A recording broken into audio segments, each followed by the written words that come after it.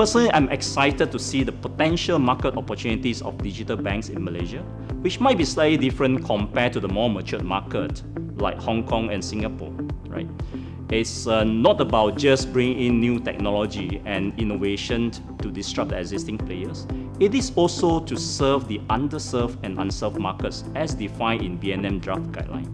And when we talk about underserved and unserved market, basically there are two types, retail and non-retail, right?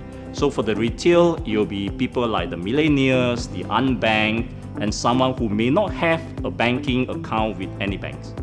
For the non-retail, it will be probably the micro SME, where the turnover will be less than 300,000, or even SME in general, right?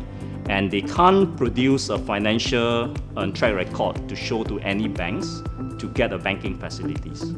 The question might be, if this is untapped opportunity, why the traditional banks did not focus on this? Right? The simple reason to that is probably due to a different focus and strategy, and where the cost structure of the traditional banks are very different, right? Due to the higher cost structure of the banks, naturally they will focus on the higher margin segments instead of the underserved and unserved segments. Hence, this creates a great opportunities for the digital banks who have a simpler structure that can bring in innovation, analytical skills, and new technology to serve this market. For the retail customers, what they are looking for is a lifestyle banking that cater for their needs. It's not about any product that push to them from the banks.